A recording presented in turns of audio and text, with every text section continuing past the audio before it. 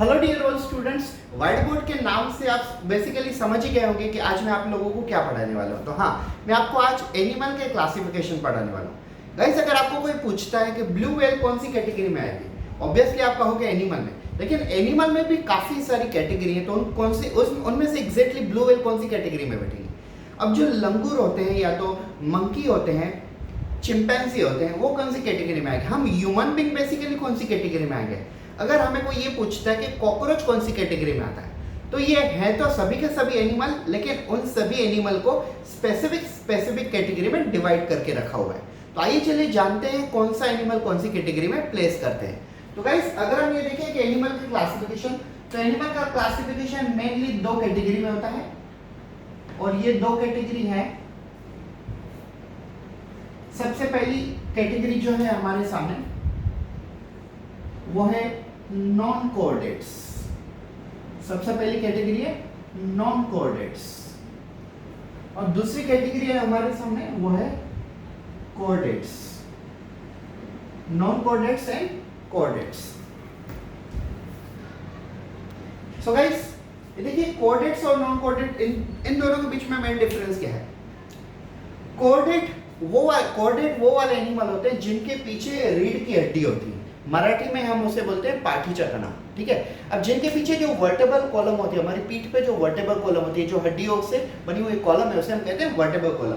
तो जिनके अंदर वर्टेब्रल कॉलम होती है, ठीक है, एक्चुअली हम अगर देखें तो कोऑर्डिनेट को हम दूसरा वर्टिब्रेट्स भी कहते हैं, वर्टिब्रेट्स। और ये जो नॉन कोऑर्डिनेट्स होते हैं, हम इनको कहते हैं इनवर्टिब्रेट्स। तो एक्चुअली कोऑर्डिनेट और नॉन कोऑर्डिनेट और वर्टिब्रेट्स में ज्यादा अंतर नहीं है, लेकिन मैं आपको फिर भी दोनों का डिफरेंस बता देता हूं। अब हम जो ह्यूमन बीइंग है, हमारे पीछे जो रीढ़ की हड्डी है, ये बोन से बनी हुई है। तो ये बोन से बनी हुई, और इसे हम कहते हैं वर्टेब्रल कॉलम। तो हम कौन सी कैटेगरी में आते हैं, हम आते हैं वर्टेब्रेट्स में। लेकिन एंशिएंट टाइम में, मतलब काफी पुराने समय में, ये वर्टेब्रल कॉलम जो था वो बोन से बना हुआ नहीं था, थोड़ा बहुत कार्टिलेज से बना हुआ था। तो उस समय उसे वर्टेब्रल कॉलम नहीं कहते थे, उसे कहते थे नोटोकॉर्ड, उसे कहते थे नोटोकॉर्ड। तो अगर नोटोकॉर्ड प्रेजेंट है तो उसे हम कहेंगे कोऑर्डिनेट्स, ठीक है, और नोटोकॉर्ड अगर एब्सेंट है तो उसे हम कहेंगे नॉन कोऑर्डिनेट्स। इन केस अगर वर्टेब्रल कॉलम बोन जैसा फ्रेमवर्क प्रेजेंट है तो उसे हम कहेंगे वर्टेब्रेट्स, और बोन जैसा फ्रेमवर्क नहीं है तो उसे हम कहेंगे इनवर्टिब्रेट्स। आई होप सो आप लोगों को पहले ये वाला बेसिक कंसेप्ट वो क्लियर हो गया है। वर्टेब्रल कॉलम प्रेजेंट है तो उसे हम कहेंगे वर्टिब्रेट्स, और पहले के जमाने में, पहले के मतलब एंशिएंट टाइम में एनिमल के अंदर वर्टेब्रल कॉलम नहीं हुआ करता था, उनके अंदर कार्टिलेज जैसा फ्रेमवर्क हुआ करता था, उसे नाम दिया था कोऑर्डिनेट, उसे हम कहते थे नोटोकॉर्ड। तो नोटोकॉर्ड प्रेजेंट है तो उसे हम कहेंगे कोऑर्डिनेट्स, और वर्टेब्रल कॉलम प्रेजेंट है तो उसे हम कहते हैं वर्टिब्रेट। नोटोकॉर्ड एब्सेंट है तो नॉन कोऑर्डिनेट, और वर्टेब्रल कॉलम अगर एब्सेंट है तो उसे हम कहेंगे इनवर्टिब्रेट्स या तो नॉन वर्टिब्रेट्स।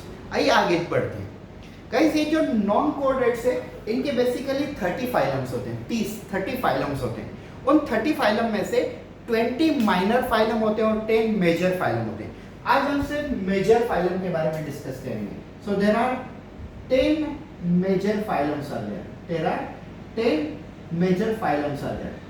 तो मैं आपको आज जो 10 मेजर फाइलम्स है उनके बारे में आपको उनकी जनरली लिस्ट बता रहा हूँ, और उनके आगे जो कैरेक्टर है हम आगे चैप्टर में डिस्कस करने वाले हैं। तो ये 10 मेजर फाइलम्स कौन से हैं, पहले देखिए। Like phylum number 1 Porifera, phylum number 2 इसे हम कहते हैं Coelenterata. Phylum number 1 Porifera, phylum number 2 Coelenterata, phylum number 3। अब अगर हम इनमें से देखें तो 10 मेजर फाइलम्स की कैटेगरी में आते हैं। तीसरा फाइलम होता है टिनोफोरा, उसमें हमें सी को प्रोनाउंस नहीं करना होता है, सी को हमें प्रोनाउंस नहीं करना होता है, ये होता है टिनोफोरा, लेकिन सी लिखते हैं उसे, सी साइलेंट होता है। फोर्थ जो फाइलम है वो है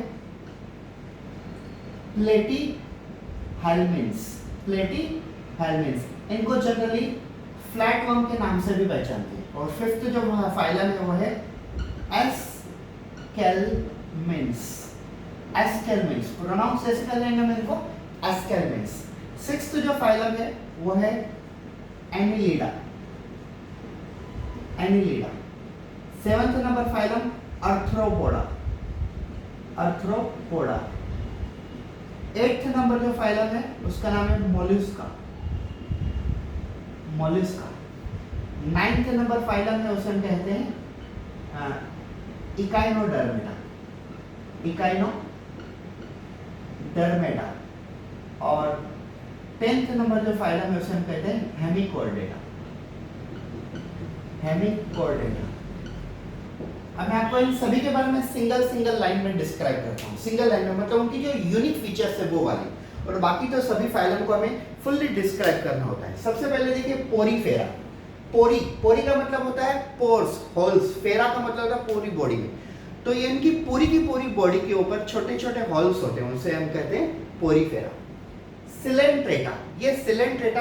अब आप देखिए सिलेंट्रेटा और टिनोफोरा। सिलेंट्रेटा ये बेसिकली सी एनिमल होते हैं, मराइन एनिमल होते हैं। इनमें काफी सारे एनिमल ऐसे हैं जो डीपली इवन तो सी के एकदम डीप होते हैं, जैसे हम कहते हैं बैंथोनिक एनिमल। टिनोफोरा काफी छोटा सा फाइलम है, मेजर में भी ये काफी छोटा सा फाइलम है। प्लैटीहेल्मिन्स ये होते हैं फ्लैट वर्म, मतलब इन एनिमल को अगर आप देखोगे तो दोनों साइड फ्लैट होते हैं, और ये भी वर्म्स के टाइप ही हैं, जनरल राउंड वर्म कहते हैं। एनीलिडा जैसे अर्थवर्म होते हैं सेगमेंटेड एनिमल, मतलब बॉडी हेड, एब्डोमेन और थोरैक्स में डिवाइड नहीं होते, लेकिन बॉडी छोटे छोटे सेगमेंट्स में डिवाइड होती है। Annelida. Arthropoda jointed animal. Arthro का मतलब होता है जॉइंट्स और पोडा का मतलब होता है लेग्स। तो इनकी जो आर्म्स और लेग्स होते हैं वो जॉइंटेड होते हैं। जितने भी फाइलम हैं उन सभी फाइलम में से सबसे बड़ा फाइलम होगा तो वो होता है अर्थ्रोपोडा, सबसे टॉप नंबर पे आता है। और उसके बाद जो नंबर आता है वो होता है मोलस्का, मतलब इसके बाद इसका नंबर है, ये भी सही है, लेकिन सबसे ज्यादा अगर एनिमल देखें तो हमें अर्थ्रोपोडा में देखते हैं और उसके बाद हमें मोलस्का में देखते हैं। मोलस्का को हम सॉफ्ट एनिमल कैटेगरी में डिवाइड करते हैं। इनके जो भी एनिमल है वो सब सॉफ्ट में आते हैं, जैसे स्नेल हुआ। इकाइनोडर्मेटा। इकाइनो मतलब स्पाइन और डर्मेटा मतलब स्किन। तो इनकी पूरी की पूरी बॉडी के ऊपर छोटे छोटे कांटे जैसे स्पाइन होते हैं, इसे हम कहते हैं इकाइनोडर्मेटा। और आखिरी में आ जाते हैं हेमिकोर्डेटा। हेमी का मतलब होता है हाफ और कोर्डेटा मतलब होता है कोर्डेट। ये देखिए ये वाले एनिमल हैं उनके अंदर नोटोकॉर्ड एब्सेंट है, और ये एनिमल वो हैं जिनके अंदर नोटोकॉर्ड प्रेजेंट है। तो ये जो हेमिकोर्डेटा है वो लिंक है इनके और इनके बीच में, ठीक है, क्योंकि हेमिकोर्डेटा में वो एनिमल आते हैं जिनके अंदर हाफ नोटोकॉर्ड होता है और हाफ नोटोकॉर्ड नहीं होता है।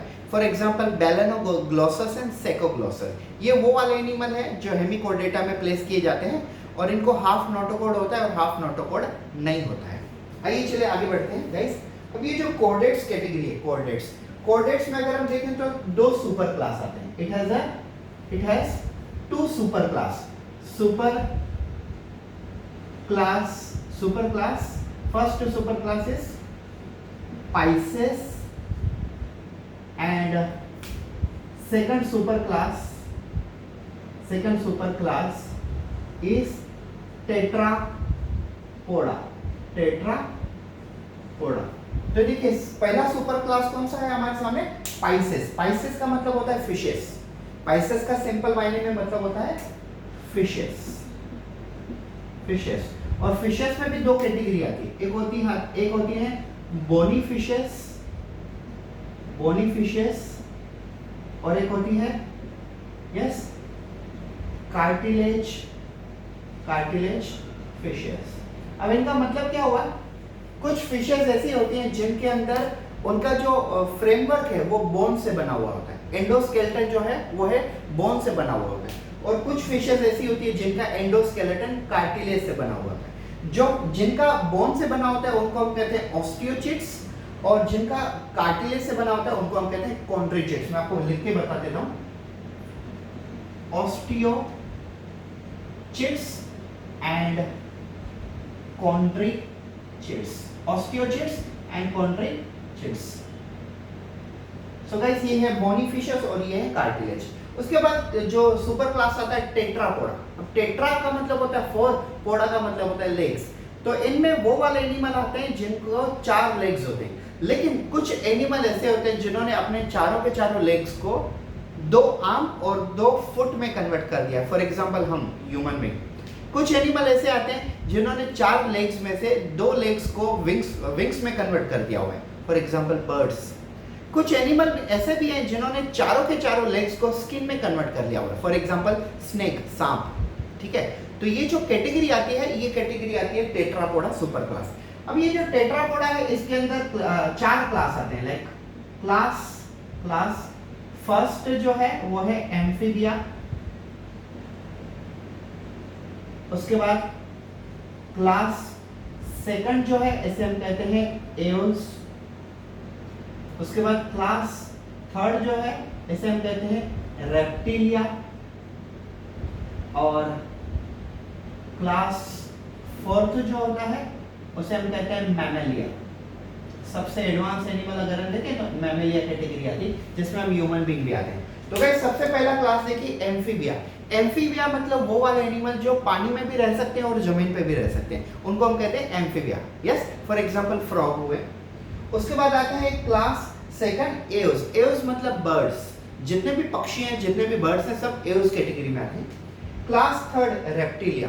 रेप्टिलिया मतलब रेप्टाइल्स जो होते हैं, रेप्टिलिया पैटर्न में जो मतलब क्राउलिंग एनिमल जो होते हैं, क्रोल करते हैं, वो उन सबको हम कहते हैं रेप्टिलिया। जैसे स्नेक हो गए, ठीक है, स्नेक बेसिकली रेप्टिलिया कैटेगरी में आते हैं। और क्लास फोर्थ हो गया मैमेलिया। मैमेलिया मतलब जो एनिमल मिल्क प्रोड्यूस कर सकता है और अपने बेबी को, अपने न्यू यंग को मिल्क पिला सकता है, न्यूट्रिएंट मिल्क के थ्रू दे सकते हैं, उसे हम कहते हैं मैमेलिया। मतलब milk producing animals are called as a Mammalia. जितने भी एनिमल मिल्क प्रोड्यूस कर सकते हैं उन सबको हम मैमेलिया कहते हैं।